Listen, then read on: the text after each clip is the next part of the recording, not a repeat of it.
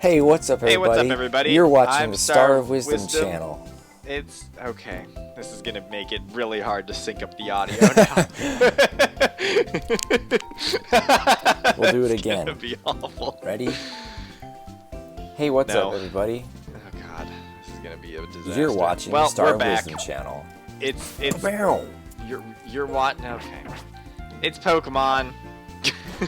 It's the weekly chat. It's weekly Pokemon, except for last week. Time for me to see how many Pokemon I can lose. I'm sure it's not that many. I only have one Pokemon left. No more than one until you catch a Pokemon. I don't think I can catch a Pokemon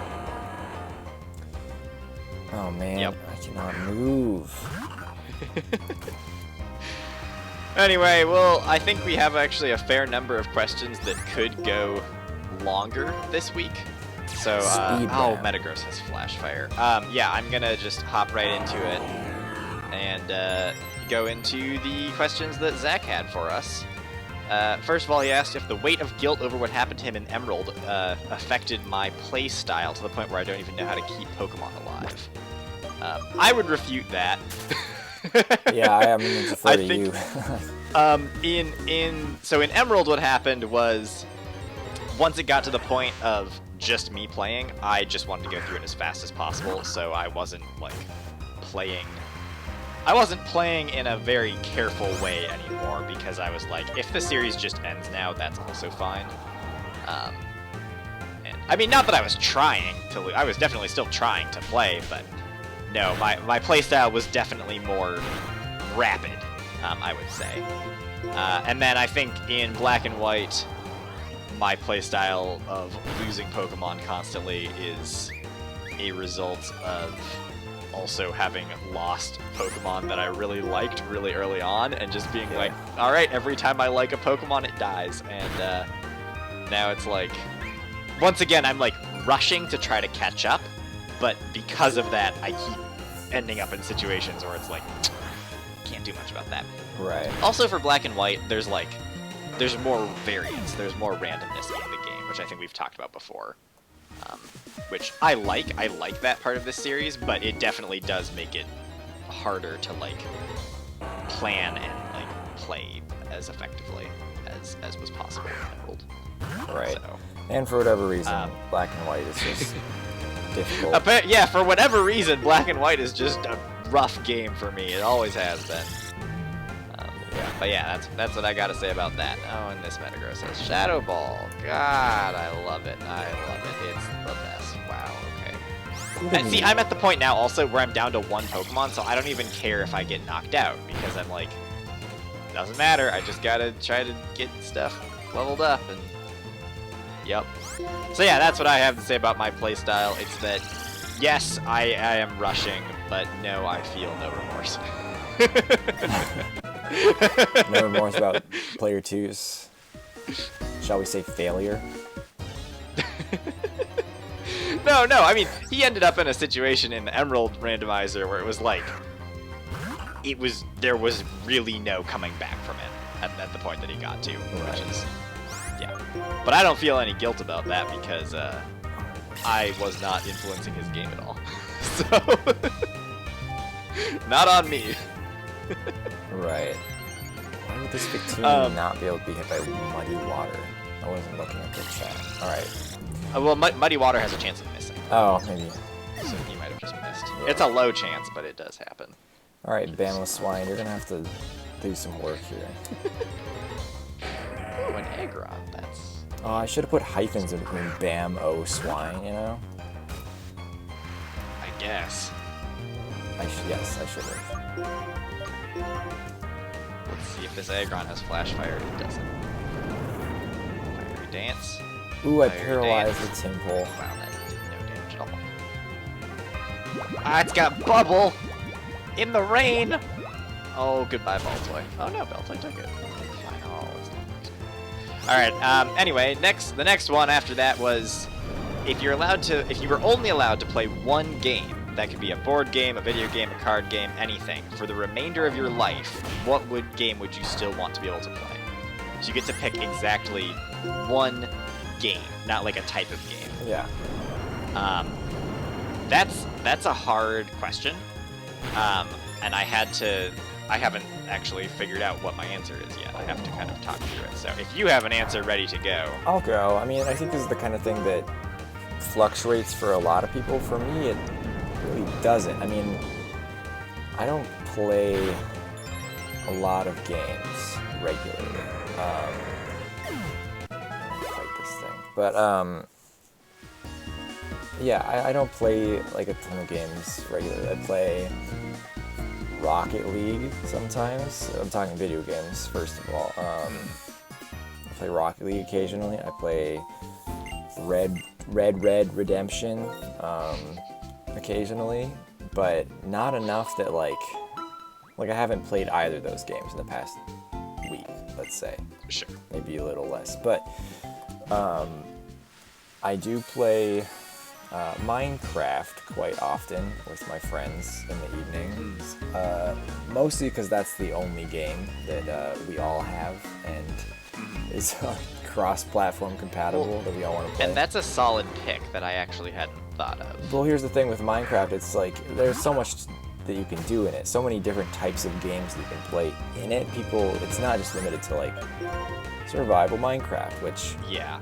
is not a dig at survival Minecraft in any way, but it's like, yeah. So that is a contender. There are a lot of ways that you can change the game. I wonder if there's a restriction on that. Like, are you allowed to use mods? Are you allowed to play on servers? Or are you just stuck to? I've never used mods in my life with Minecraft. Right, but I'm saying that for this specific question, like, if you pick Minecraft, maybe you're just stuck to single-player Minecraft. But even there, I think there's so much potential in Minecraft that's. So is that what you're going with? That's the game. I'm not. Okay. Because I think I like Dungeons and Dragons too much. That's that's also smart. To be worth giving it up. I could get over Minecraft, but I know I will always want to, at some points in my life, want to play Minecraft. Yeah. No, I'm sorry. Well, that definitely Dungeons and Dragons. Maybe that definitely changes the answer that I was thinking of, because my initial perspective on I wasn't even considering stuff like, for some reason, just Minecraft and D&D didn't come to mind for me. Mm-hmm. Well, because there's a lot of other games that are important to you. Right. Well, the thing that I was thinking of is like, I was thinking of it along the lines of, you know, if there was a very specific game that I was going to play for the rest of my life, I think I would get bored. I think it's likely that I would get bored. Like, I wouldn't want to play it constantly. And so then for me, it's less about like picking the game that I think is going to hold my attention for the longest. And instead, if we're saying, all right, this is the one game that I'm going to play for the rest of my life, what's the game that I want to become an expert at? Because if this is all I'm playing, at that point, I'm picking, like, I am going to master this game. So I was thinking something like, you know, I also died of confusion. Gosh darn it. This is so bad. So I was like, I mean, something like chess. Like, that's pretty prestigious to, like, to be really good at. Like, if it was the only game I was playing for the rest of my life, I could probably, I think if it's the only thing you're doing, you're gonna become really good at it. Yeah. So like, I'd have the potential of becoming like a grandmaster of chess, which would be super cool. You can make a living. But I mean, honestly, that was another thing I was thinking of, is like, if I could just play competitive Pokemon, like not even the single player version, just the competitive side of things, I would want it to be a competitive game, is what I would want to play as the one game for the rest of my life, because that, I feel like, has the capacity to remain entertaining for a longer period of time. Mm-hmm. You know? I think something like competitive Pokemon is like, it changes and the meta develops, and I mean, it's hard to pick that as your one game because that exists. I feel like competitive Pokemon exists separately from each actual mainline Pokemon game, if that makes sense. Mm-hmm. So anyway, but your point about like Dungeons and Dragons, I think, has convinced me that that would be a much better game to go with, because no matter what I pick, if it's a specific game, you want to actually pick something with fewer limitations. So I think D&D is the right choice, because that is a game that you can adjust and adapt, and you can it's never gonna be stable. I mean, there's just so much to it, you know. And there. See, the thing is why I'm picking that. I think is that there have been times in my life. Oh, what type of move is Focus Blast? Really quick. I think it's fighting. Pretty sure it's fighting. Okay. Sorry. There have been times in my life when I have not been, like, long periods of time, when I have not, mostly during, like, school years, when I'm busy most of the year, and, like, I'm not playing video games anyway.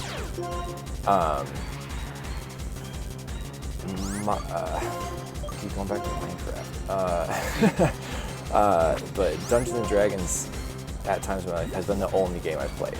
And it's easy for it to be the only game you play because you usually only play once a week per group that you're in. Yeah. And it's like, it's always going to be fun, at least in my experience, that once per week kind of thing. Yeah. Because you're not overdoing it. Yeah. I think that, picking a game that is more of a framework than a game is probably the right choice. Because you can really do anything with D&D. I mean, like, if it was the only game I ever played for the rest of my life, you can bet that I would, like, eventually get into, like, building super cool modular terrain, you know, and, like, really going really all take out into with, with my D&D game, you know. Right. Which is, I think, good that it offers the potential to do that. Right. So yeah, I would agree that D&D is a good pick. If for whatever reason we decided that D&D is more of a framework, I think that this question is more referring to, like, a specific titled game. You know? It is a like titled game. Which, Dungeons and Dragons applies there. But if I, like, the way that I was originally thinking through it, like, oh yeah, I'd play Uno for the rest of my life. Or I would play The Legend of Zelda Link's Awakening for the rest of my life. Like, I think I would go with something competitive. I'd have to look into it. I don't know that I would want chess. I think I would actually want something a little bit more complex than chess. But I like strategy games that can really develop and become, you know, there's a lot of depth to them. And you can determine new strategies, and I think that's what I would have to go with. So, I mean, maybe something like Go, which is, you know, incredibly complex. Oh, yeah. And has a bunch of interesting mechanics and stuff. Good one. But I don't know how to play Go off the top of my head, so that's sort of, at least talking through my thought process, even though I'm not nailing down a specific game there. And I would really be tempted, like, if there was just a game for just competitive Pokemon battling, that would be so fun, especially if I was allowed to get updates. I think that's fair. I think that if you're picking a game that is updated, you're allowed to receive those updates. Yeah, it's under the same name. Like, if they did a sequel, then you don't get it, but... What is Razor Wind? Normal type, 2-turn attack. That's not gonna work. I just got a Fist Plate. Hey, that's good for your Mismagius. Yeah, I don't have any fighting type moves on it. Right. Nor do I have any TM. But now you could turn into a fighting type if you thought that that would be useful. I can do that. But yeah, that's cool. Nice. It's the first plate I've found, so that's cool. Right. That's exciting. And I got a rare candy, but I don't know where that. Am I blind? It might go under the medicine pocket, unless it's in the actually no, I think it is in the regular items pocket. I don't know where that goes. It's gotta be in the medicine. Yeah, it is. Okay. Yeah. Yes, so I'm going with Dungeons and Dragons because it can really just be whatever you want. And that is, I think that has the most potential to stay fun for the longest period of time. Yep. Yeah, because you can keep adjusting it. And I mean, you can also, D&D is something where you can easily homebrew it. And, oh yeah. You know, you could add in. You could also, like, say you really wanted to play a game of tic-tac-toe. You just have your characters like, alright, we're doing a tic-tac-toe session. You know? You can kind of cheat in other games, too. I mean, and that's, I guess, another interesting point of the question. It's like, I don't really, you don't really consider, like, you couldn't play anything else. Right. Well, I guess that's another thing, is considering, like, what is a game? Is the stock market a game? No. So if you're limiting yourself to we're one not game, going can you never invest in the stock market? Please. No, don't take away my investing power. All my stocks. So yeah, I mean, it might be, there might be, yeah, I think there's different ways of interpreting it. But if we're just looking at, like, specifically picking a named game, then yeah, we kind of got it here. Yeah. So the is next your question answer D&D was, as well? Sorry to clarify. yeah, Okay. what was that? I didn't No, hear. is your answer D&D as well? Yes. Okay. Yep. I think D&D is the right pick. The next question was to get a quick ranking of the Star Wars movies. A quick ranking. Yeah. So we kind of talked about, we didn't talk about what our ranking was ahead of time, but we talked about the system. I think that we need to start by ranking the original trilogy and then add on the prequels and then 7, 8, 9, because even though they didn't come out chronologically after the prequels, they are associated with, like, the main core of the series, and then adding in spin-off stuff like Clone Wars and Rogue One. Yeah. Is kind of the way that I think we should approach that. So 4, 5, 6. What's your ranking for those? Do you want me to go first? Yeah. Okay, so I will preface this by saying I have not really, like, been able to change my, like, definitive ranking of the Star Wars movies since I, like, kind of subconsciously ranked them as a child.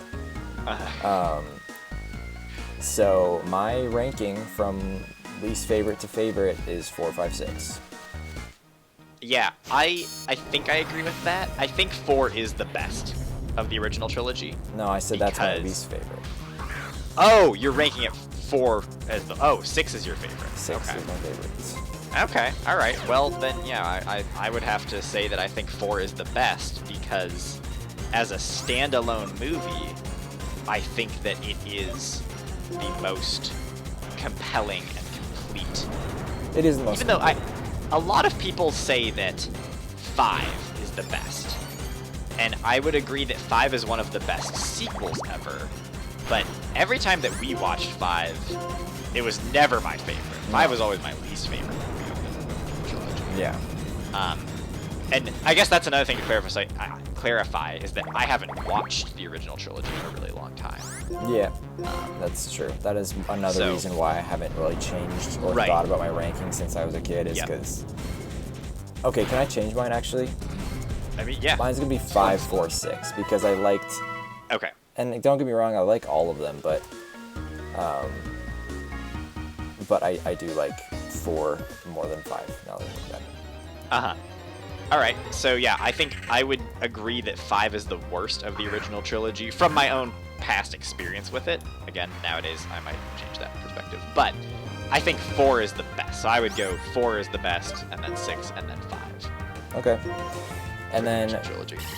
if I recall, his comment also... Dire hit. That's scary. Also called for why if we wanted to. Yeah. Do you have any whys? I mean, we kind of went into that, actually. Yeah, I kind of already said that 4 is... Right, but... I think that 4 is the most complete and standalone, and, like...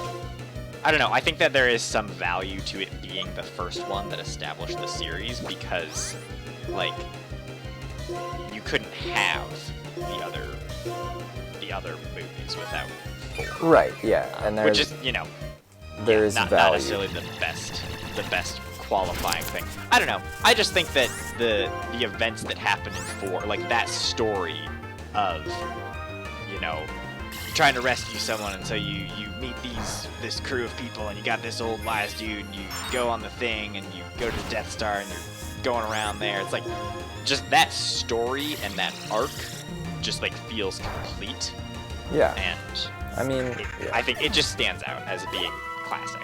Yes, it does. Um, I will say, unless you have something else, I will say the reason why 6 is my favorite, as I think a lot of people will want, they demand an explanation, explain myself, but I have always been drawn to the, like, the final battles of a franchise. Like this is the like Yeah. the clash of the highest powers. You know, like Luke versus Darth Vader, and then after that, obviously Darth Sidious, but or Palpatine, whatever. I've always been drawn That to climactic moment. Yeah, the Yeah. the final destruction of the Empire, that kind of thing. Yeah, I think that's fair. Yeah.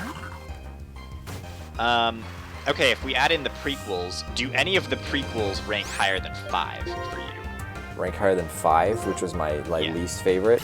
Yeah. Yes. Okay. How about you go first yeah, I this guess. time?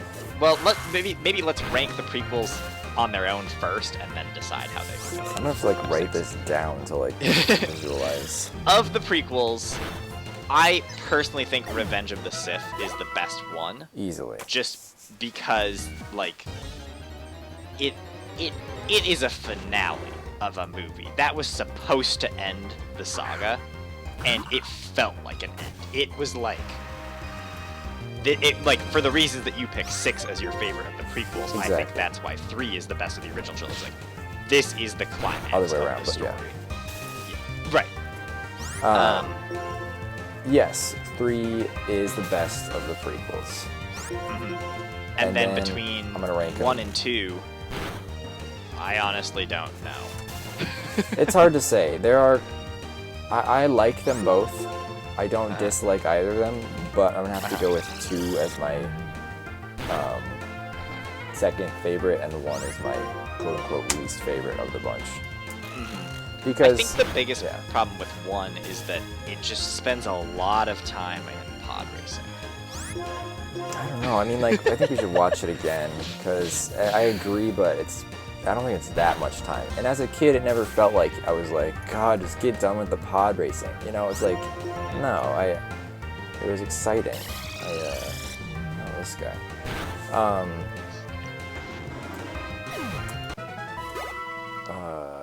Yeah, I'm not sure between one. I think I might actually like 1 more than 2. Really? I think that Anakin in 2, that actor, Yeah. is so bad that it like kind of tanks the whole movie. So much of the movie is just I think the most compelling part of episode 2 is Obi-Wan's thing, where he goes to Kamino and he learns about the clones, and then he goes to Geonosis, and then he ends up in the arena with them. Yeah. And then everything else that's happening is just this kind of like, it's necessary. It was like a necessary connecting movie, but the way that they executed it is not amazing. The worst part of So- 2 is the Anakin and Padme on Naboo. That is the absolute right. low point It's of the just drawn out franchise. and not necessary. And 1 has Darth Maul. Darth and Maul Qui-Gon is Jinn. really cool. Yeah, Like and that whole fight with Qui-Gon, Obi-Wan, and Darth Maul at the end, like, talk about climactic battles. That is drawn out. It's like got stakes. Totally. Yeah. And it's got consequences. Yeah, a lot of what goes into like, this is why it's kind of actually hard. I'm gonna cheat and group 1 and 2. Together. Yeah. I Okay. can't. Really I'm rank gonna say them. I like 1 more than 2. Okay. Just mean- because I think it's hard for a connecting movie to stand out, like the middle movie, because I guess. I mean, yeah. it like by when you're virtue. starting a story, it has the advantage of not requiring previous investment, and when you're finishing a story, it has the advantage of like the excitement and the fanfare. Right. But when you're a connecting movie in a trilogy, it's really hard to like have something defining that lets it stand out. Sure. Yeah. So I That think makes I would sense. go 3, 1, 2 for the original trilogy, and then if we try to connect that with, with the original trilogy. Just kidding. I'm gonna copy you. Okay. You like 1 more than 2. Because Yeah. here's the thing. I think the things that people hate about 1 are Jar Jar Binks and Who isn't that bad? right, who's not that bad, and the pod race, which I think you made a fair point that, you know, when we were watching it as kids, it didn't feel necessarily long and drawn out. Watching it back more recently, the pod race feels like, okay, that was enough of that. I disagree. I like it. I do. I also I think it's fun. the plot line of 1, which is mostly following Obi-Wan and Qui-Gon, like, getting stranded, and it's mostly just following them trying to get back. And then at the very end, it wraps back around, and they have to go back to Naboo to, like, help solve, like, fix the situation. Like, that's also a pretty compelling, complete story, you know? Same way that 4 has. But, I think, so if I was going 6, or 4, 4, 6, 5, do I think that 3 is better than 5? I don't know. Maybe? I think I did like, again, I'd have to rewatch them more recently to know for sure, but I think I actually do like 3 more than 5. Okay. So yours is currently 5, 3, 6, 4? No, so from favorite to least favorite. I'm going from least favorite to favorite. I know, which is very confusing. It's the classic top 10 list. You gotta count down from the top is how I'm doing it. It's 4, 6, 3, 5, and then I think 1 and 2. I think 5 is better than 1 and 2. Because I think 5 is a good movie still. I definitely think that 5 is a good movie. So say it again. What's your ranking? Official ranking? 4, 6, 3, 5, 1, 2. 4, 6, 3, 5, 1, 2. Yep. Okay. I do think Attack of the Clones is the weakest of the 6. I personally, because I as a whole, I am drawn more to the prequels than I am to the original trilogy. I think that is a byproduct. They were the movies that were coming out when we were kids. Yeah, so. exactly. Yeah. So when I think of Star Wars, I've always thought of the prequels. So, and my favorite of the prequels was 3, and that is my favorite Star Wars movie. So starting at the top, it's 3. It's going to be 3, and then it's going to be 6, and then 4, and then 5, and then 1, 2. Yeah. Okay. Yeah, I think that's fair. Because, I mean, here's the thing about 3. As far as finales go, like, 3 is a better finale than 6. It is. What it is it's a good movie. There's it really nothing too, like, standoffishly bad about it. Like there is for 2. About 1 and 2. I'm not even gonna say there's 1 in 1. But like, no, I would agree. I love the and now that I've gotten older, I've always loved the.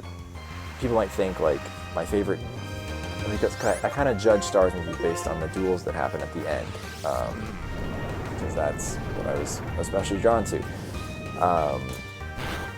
Sorry, there are periods where I'm just like not playing the game because I'm talking. But I think I've fainted like 3 times now. It's a disaster over here. But what else? I just killed N and didn't listen to a thing he said. I was pressing A. So 3, you might expect if I judge, knowing that I judge Star Wars movies based on the duels that happen at the end.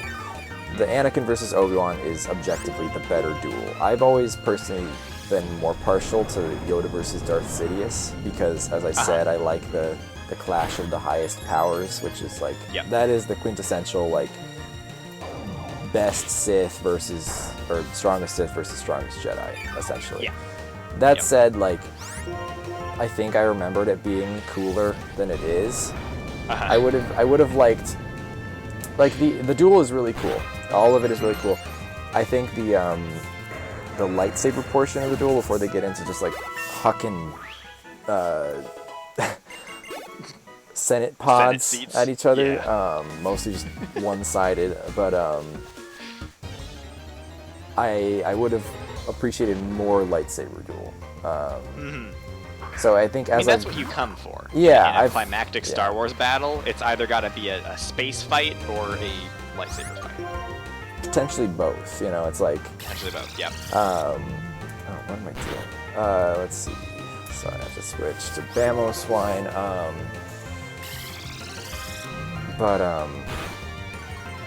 Yeah, as I've gotten older, I've realized, like, that was not as long or as cool as I remember it being, but I still really like it.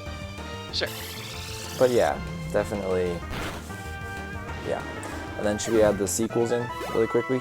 That's easy. Yep. 7, 8, 9. Yep. So here's where I've got for 7, 8, 9. I think 7 was the best because it was the safest. You know, it was basically just 4 again, and then 8 derailed it, and 9 tried to salvage it, and didn't work. So, just looking at 7, 8, 9 together, I would rank them 7, then 9, and then 8 in last. I think 8 ruined it. I think 8 had the opportunity to take what 7 had started setting up and actually make it good, and it didn't. It made it bad. So right, 8 derailed the train, then 9 overcorrected and got the train off the other side of the tracks. Yeah, 9 was like an attempt. I can forgive 9 for trying to undo 8 a little bit, but it didn't work. It was not successful. So I think 7, 9, 8 probably most people would agree with. Maybe. Now comparing those to the previous movies, the advantage that the later trilogy has is that they do look nice. There are good moments where just the special effects and the advances between the prequels and the sequel trilogy, it has that advantage going for it. So maybe, but I'm gonna put 7 above 2. I think 2 is that bad. That's not saying anything about how good 7 is. I'm just saying 2 is that bad. That I'm putting 2 below 7. Okay. I don't think 7 was better than 1 though, because again, 7 wins safe. Yeah. It just tried to do 4 again, and I'm not gonna, 1 was at least an original. 1 didn't feel like 4 again. You know? So it has that advantage. So I'm putting 7 above 2, but 2 is better than 8 and 9. Yeah. Or 9 and then 8, because it was a necessary connecting point, and it didn't wreck the franchise. Sure. Yeah, I mean, I'm not going to put any of the sequels above any of the original saga, because to me, it's just... Yeah, no, none of them. It's just not Star Wars to me. It just isn't. It doesn't feel like it.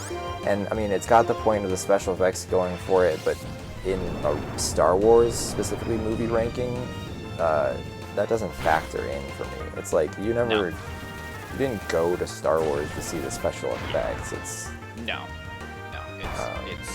even though, like, I really admire, this is coming from a person who really admires and, like, is impressed by and appreciates extremely, incredibly good, realistic CGI in movies. Yep. It's not Star Wars. It never has been. Yeah, I agree. They've had puppets and miniatures and practical effects in Yeah. all the movies until later. I mean, and they had some, of course, in the sequels, but... Yeah. I think that... So you're putting same ranking, 7, 9, 8. 7, 9, 8. 2. Yeah, At the very bottom, yeah. I've only seen each of the sequels once. Yeah.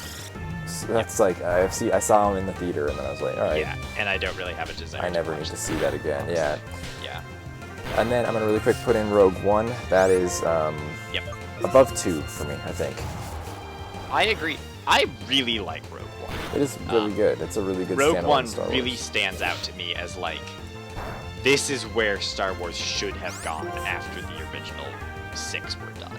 Like, this was the direction that they needed to go in, is filling in gaps and exploring smaller stories. Yep.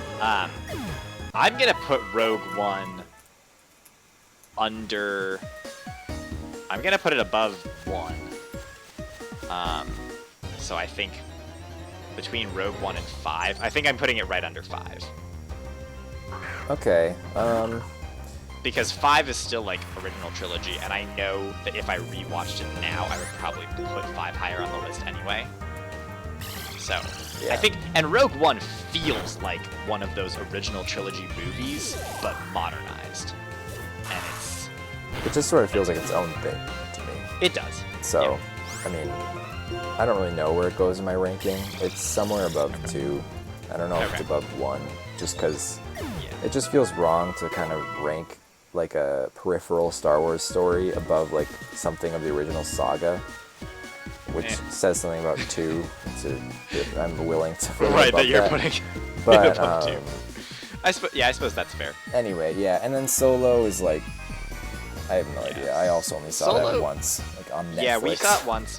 When I watched it, I felt like it wasn't a bad movie, but it felt like a totally unnecessary story to be telling. Yeah. And I think that's what defeats it for me. Where I don't even care enough about Solo to put it on the ranking. Me neither. So yeah, and then Clone Wars, which again That's these aren't hard movies, to do, but 'cause there's several Clone Wars seasons. and Mandalorian, I would say.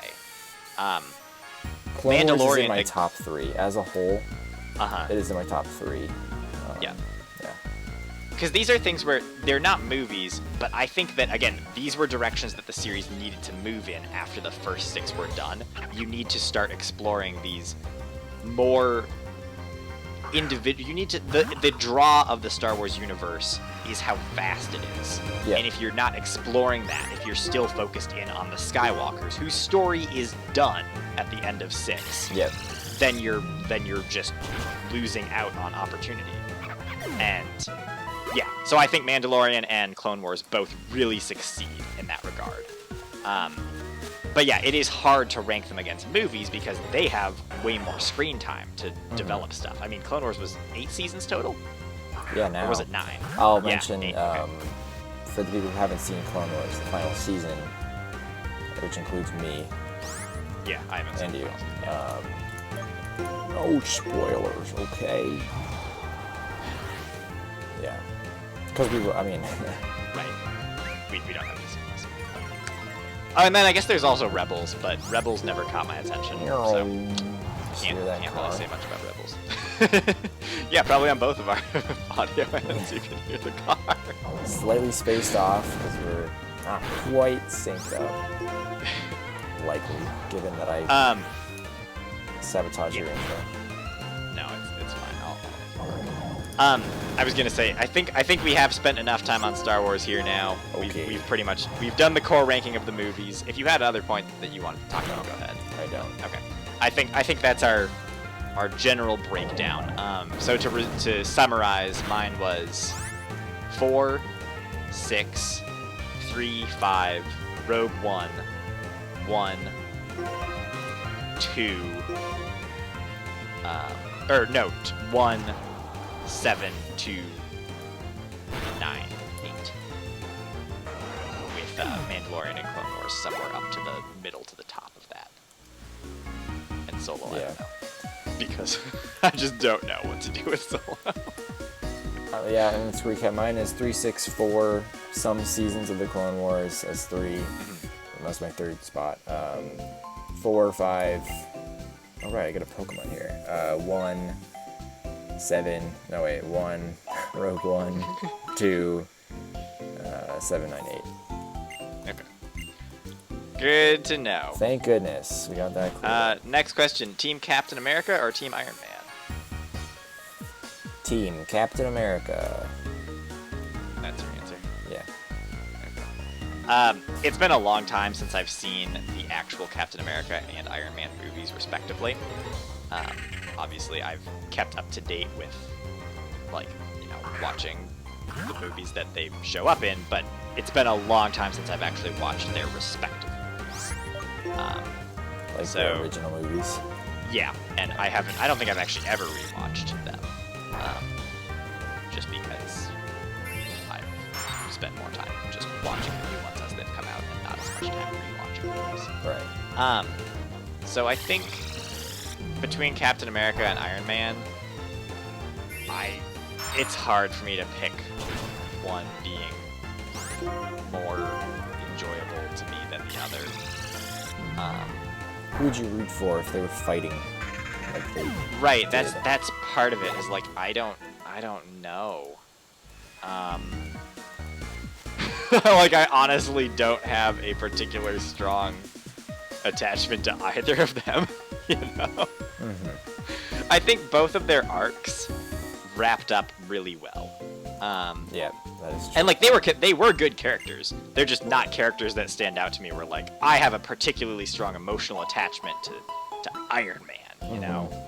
I think Iron Man as a character changed a lot over his movies and became better, and like as a person he grew and grappled with stuff, and I thought that was compelling. Captain America, I don't know that he necessarily grew as a character much beyond the first movie. He was kind of like, nope, this is Captain America, and like I think by the end he maybe started to change a little bit. I think Iron Man's story overall was probably more compelling than Captain America's. Is what I would say. That's fair. But I haven't watched the actual movies for them in a long time, so I would have to rewatch those and just kind of, you know, say it based on that. And take my opinion, any of my opinions on Marvel stuff with a grain of salt, because I have not seen like 60% of Marvel. Probably more, actually.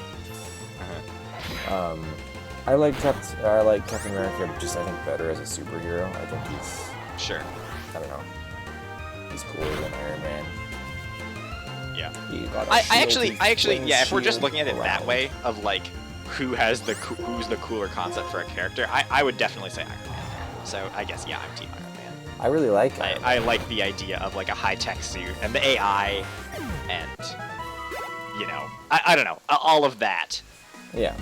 Element is cool to me. I like Steve Rogers' story. I do really like the original. He does have a good story. I agree. He doesn't develop much after that, but I think it's fun. That's what I was gonna say. Is like the original Captain America movie. I actually remember really liking. I thought good. it was. Yeah, I thought I also it was haven't seen it in a while, but I watched a bunch of clips of it, from movie clips on YouTube. I watched basically the whole dang movie. But like in the spirit of good self-contained stories, I thought Captain America was one of those, which it had to be because it was like his origin story and then explaining how he ended up in the modern day. Yeah. So, like, yeah, of course it was going to be a good self-contained story. So, I don't dislike either of them. I do like both of them as characters. I just don't have a particularly strong reaction to either of them. But if I was going to pick one, it would be Iron Man. Yeah. Yeah. And then finally, do you value facts or feelings more? Do you have an answer for this? I have to think about this. My gut reaction is, why do we have to value one more than the other? Yeah. But, I mean, if we are just picking, like, yeah, one that we value more, I think you kind of have to value feelings more, right? Or I thought about this a bunch. Last week, there's another argument where it's like everything that I came all the conclusions. Yeah, like my reaction is I think you have to value feeling, but you can't. I don't think you can. Here's the thing. I don't think you can value feelings to the point that you're ignoring facts.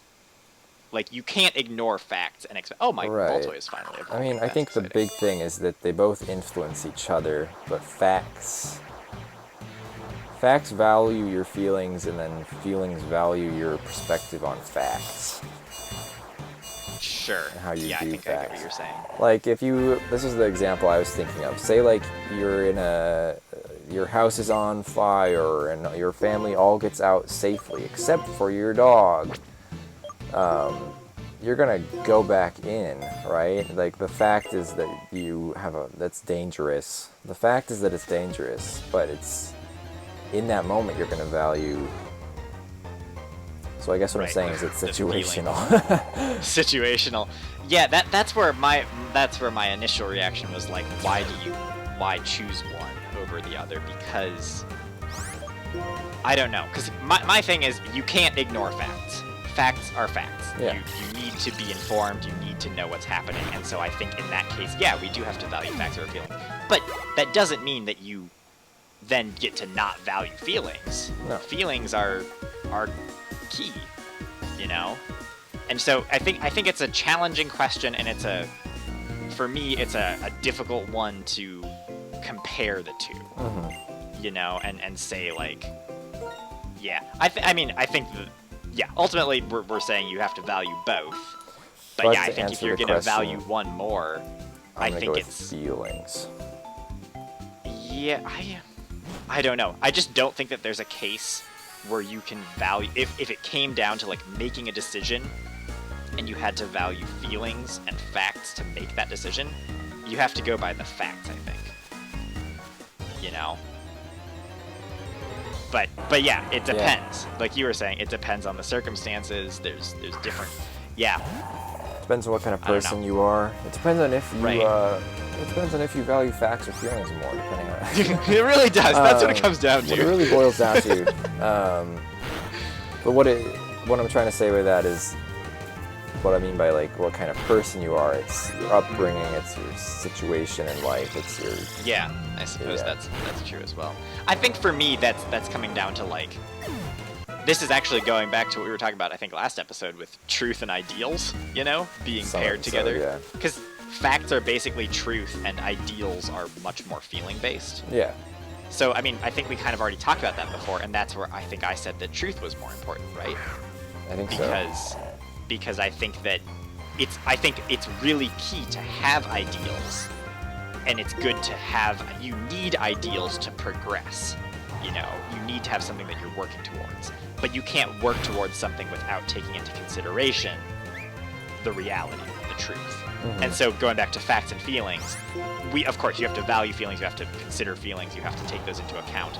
But you can't make a decision purely based on feelings and expect it to work out well, is I guess what I would say.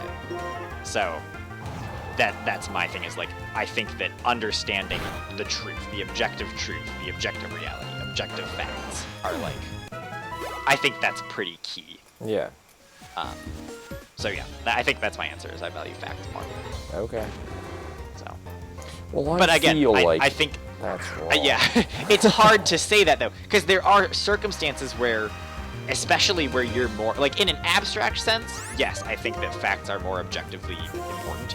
But in a personal sense, there are plenty of times where you're going to act on your feelings contrary to what the facts are telling you. Mm. And I'm not willing to say that that's even an irrational thing to do. I think that there are plenty of points where, when you're making your own decision, where you're actually, and there's probably situations where I'm in the situation and I'm going to value my feelings over the facts. Yeah. But I think it's just always dangerous to disregard facts, is what I'm going to say. And that's why I value them more. Sure, yeah, and I mean, I'm not trying to... Right. Yeah, I'm not disregarding facts. It's just, I think I personally... Well, I don't know. This is the kind of question that's so hard for me to... Like, if it's Team Captain versus Team Iron Man, it's like, yeah, you can make a definitive stance on that, but to me, these kinds of things are always just too codependent to, like, even answer the question. Uh-huh. And obviously, I'm kidding. There's no wrong answer to this either. Right. If somebody does have a definitive stance, but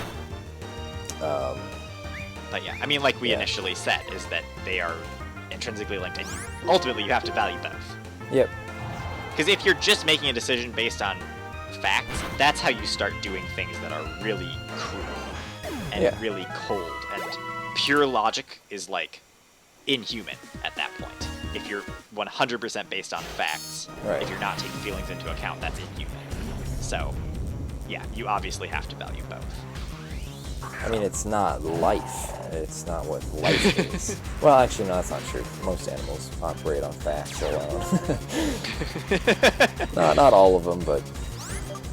Yeah, it's fairly fact-dominated. It is more fact-dominated than society, but...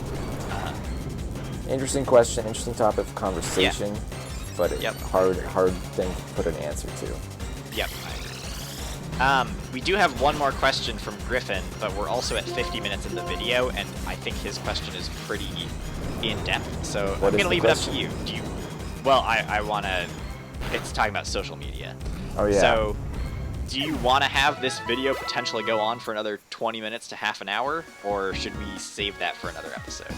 I'll leave it up to you. You know what? Well, that's not helpful. Either way, we got to make the decision soon because we're already at 50 minutes. If we're going long, we got to start talking, and if we're not going long, we got to wrap it up. So, what social media do you use, Jupiter?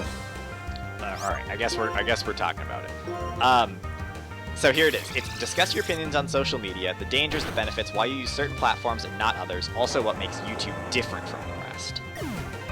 So, I guess my experience with social media is that I was pretty late to get involved. Yep. Relatively late to get involved on social media. I've always been more wary of sharing personal details with a potentially unknown audience. And over time, of course, that's changed because here we are on YouTube. But I was definitely slower to adopt social media and use it. And even as I've used social media, like, I don't use my full real name on social media, and I don't post very frequently. The only social media that I've really ever used is Facebook. I've never used Twitter, never used Instagram, never used Snapchat, never used TikTok. It's literally just Facebook, and then I guess, like, YouTube as a social media. But like Griffin pointed out, that is different. So, yeah, my experience with social media is that it is dangerous to have this perception that you can just... There's sort of this idea in society that, like, you should be sharing everything.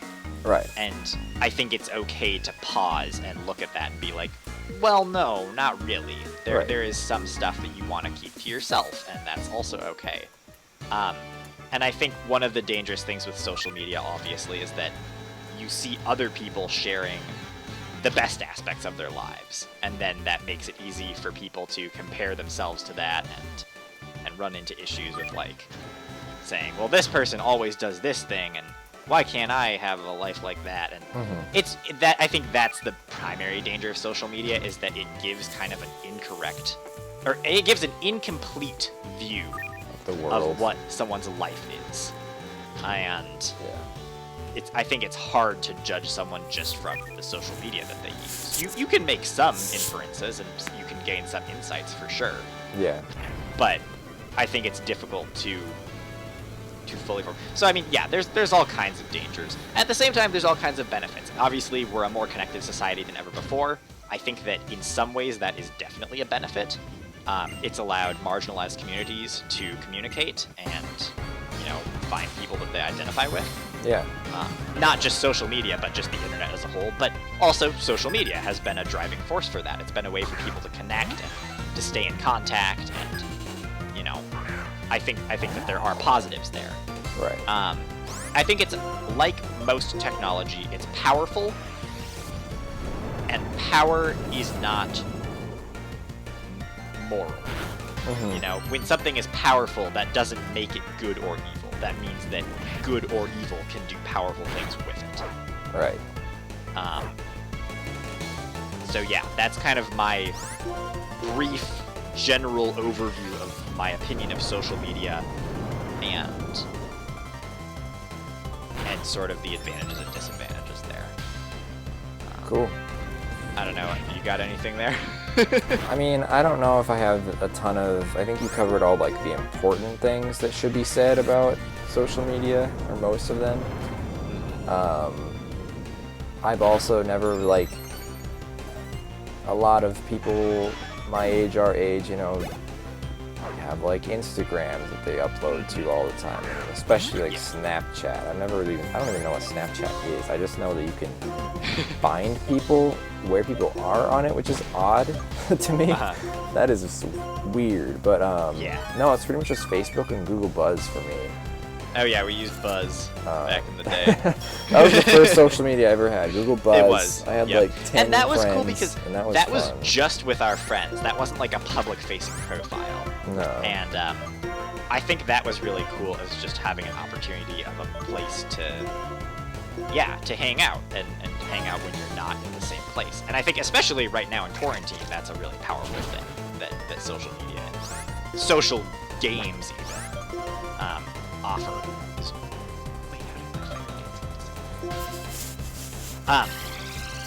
But yeah. Is Google Plus?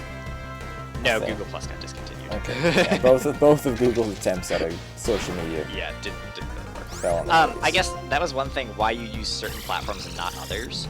My reason for using Facebook is honestly mostly as a way to just stay. Initially, it was more to stay up to date with family. Yeah, that's like the majority of my friends, honestly. Actually, probably not anymore. But I've got under 100 friends on Facebook by a same. big margin. I think I've got like 50 or something. And it's like, I still don't want to see anything. No, it's not that, but like, it's just not very useful. Even then, because a lot of the people that I kind of like, the people who post most frequent on my timeline are like people I don't really know. Yeah, I agree. I think that there's been a problem with Facebook's algorithms where most of the time when I'm on Facebook, I'm not actually seeing stuff that I care about, you know?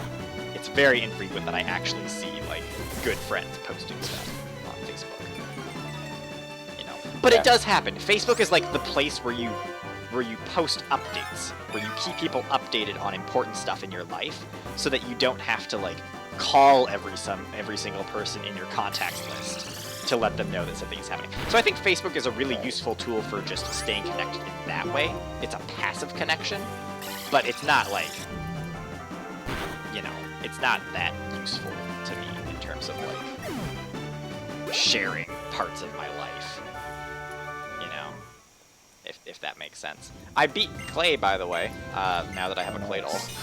So that's nice. I can finally move on with the game. I'm in Mistralton City.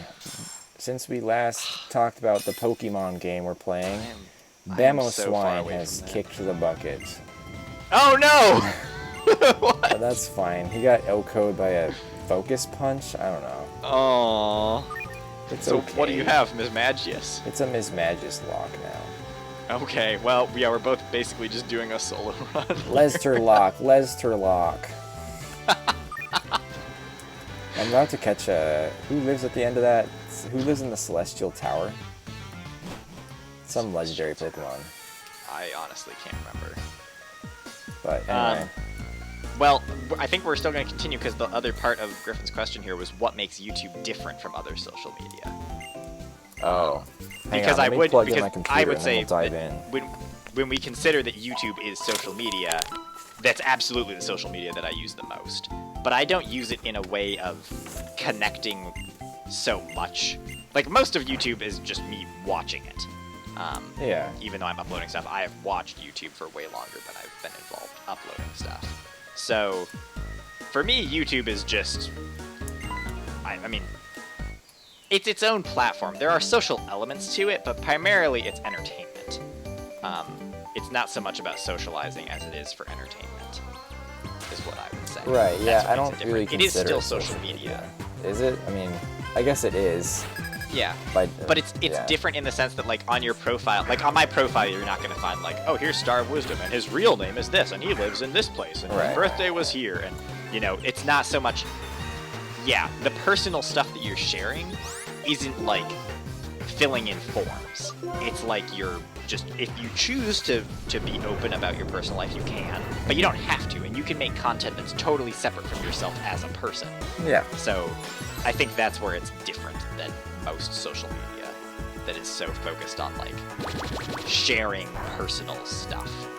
Right. That is where it's different. Also, it's like, I think a lot of, like, Reddit is technically social media, question mark, yeah, and that's something I use. I never post on Reddit. I feel like what sets various types of social media apart is if you have to post on it for it to be, and technically you don't need to do that with anything. You can just, but especially I think Reddit and YouTube, the majority of users, I bet, don't post or interact. I think that's true. It's designed to be consumed without even having an account. You can go on Reddit without an account. You can go on YouTube without an account. It doesn't matter. Yeah, I mean, I feel bad about this, but I don't even use YouTube signed in, so like, I like friends' videos because I want to support their channel. Like, I intentionally do that, but or I try to. But if it's like a big channel, like I don't drop a like. You know, it's like I'm just watching it signed out.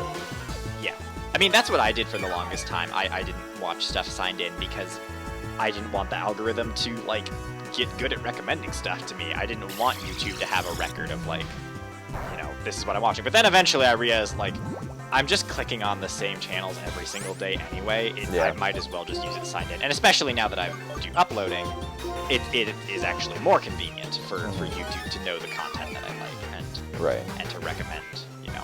And when people post stuff, and especially with like Zach and Griffin uploading stuff, you know, to keep me updated that way.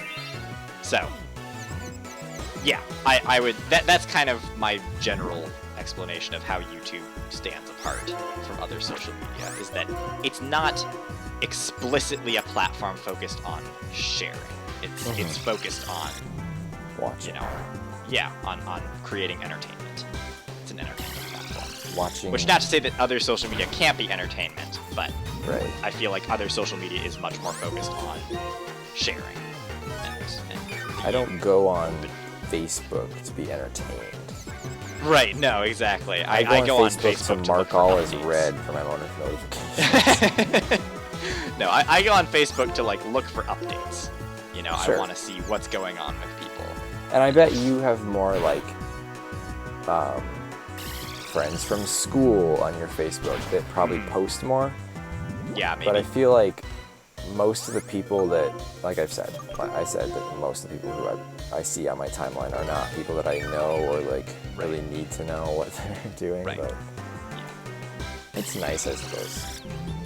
Yep. Yeah, it's a good thing once in a while. And for a long time, I was getting better at not habitually checking Facebook. Mm-hmm. Like, I wasn't staying up to date on it every single day, which was a good thing. But now I've fallen back into the trap of just logging into Facebook, like, oh, what are people talking about? And I'm like, oh, nothing new. Nothing at all in some cases. Yeah. Literally, it says sometimes, there's nothing to see here. And you open Facebook. It's like, okay. And you're like, oh, okay. Yeah, I have a problem with checking the homepage of Reddit. Like, I will scroll down, like, so far, and then I'll do it again, and I'll be like, no, and then I quit out at that point. But it's like, I didn't use Reddit for the longest time. I just kind of actually set it up in January, and the way I have it set up is it doesn't take me to the homepage on Reddit. I just only see the subreddits that I'm following. Well, do you use it signed in? It's basically, yeah. Yeah, I don't. It's and that takes you to the default, like the most popular things today. Okay, that makes sense. It's interesting. Like, I get my news from there, and then I, like, follow up on other actual, like, news sites, but see, and I get my news by going to Google News, like, which is probably better. Constantly, like, that is my go-to. If I'm opening the browser on my phone, it's because I'm opening up news.google.com and I browse down the whole list. I look at every single headline I've got. Those top stories: U.S., world, health, science, entertainment, which I don't really pay attention to, and I don't pay attention to sports either. But, like, that's how I stay up to date with my news, is I'm looking for headlines, and I'm looking for developing stories, and I would say I check that, like, up to more than 5 times a day, honestly. Yeah. There's also a news column on Reddit. That's, like, part of the homepage. It's like there's home, and then there's, like, sign in, please. And sure. Then there's news. Yeah, I guess I just haven't really gotten used to using Reddit in that way yet. I mean, I would recommend to all the viewers, don't do that, but because it's a hard thing to, like, stop doing. Yeah, I like Reddit for just staying up to date with the fun stuff. Like, I basically have followed VGC on Reddit and, like, the Zelda subreddit. Yeah, I've used it somewhat for Pokemon trading too. I do have an account on Reddit, like. I think I'm subscribed to the D&D subreddit, and there's a couple that I, like, intentionally seek out, like, various camping subreddits, or, what was the other one? I don't really remember, but, there's some that I intentionally seek out, but the amount of time that I spend seeking out those subreddits, or just, like, being on the homepage, is not proportionate.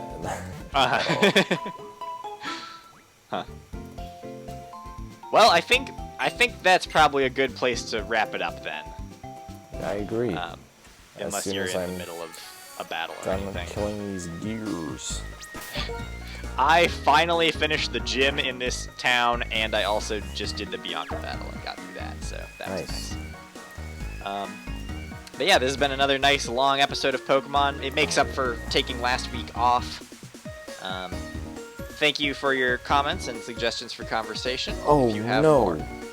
What? No! Why did it use a hyper potion? No! Are you still in a battle? It's Perish Song. Oh no! And then it hyper potion. It used Perish Song and it was like on a sliver of red, and I was like, it's fine. And then they were like, hyper potion. Oh god. I think it's gonna be okay. I mean, it doesn't matter. If I black out, I mean, this is your last Pokemon, this is right? my last Pokemon. Yeah, so but weren't we gonna like... You just keep going. Oh, okay, I think I can kill it. Don't use a hyper potion. I swear if you use a hyper potion. Okay, good. I killed it. Okay, nice. Phew. I mean, I think it shouldn't still go off, right? As soon as the Pokemon who used it dies. No, if there are more Pokemon in the fight. Oh, good. Okay, it was its only Pokemon. Okay, good. I was like, Oh if they my have God. another Pokemon, then you're dead. Lester is a beast. That's scary. What level is your Lester? 49. Oh, good grief. I thought 38 was getting high. I mean, Wow. 38 is high for the point in the game that I'm at, but jeez. I outlevel all the Pokemon I fight by like 19 levels. Anyway, hang on, wait, we'll end the episode with this fun little item reveal over here, so that's not Okay. hanging on until next time. Items up here. Well, item. It's a Dragon Gem. Wow, that's not very useful. I'm hoping for a Dragon Plate, because I have like that Yeah. spatial rend. Aurora Beam, alright. Alrighty. Anyway, yep, I think that's what we're gonna call it. Thanks for watching, and we'll be back next week with more Pokemon and more rambling. Good. So stay tuned. Don't miss it. Don't miss it.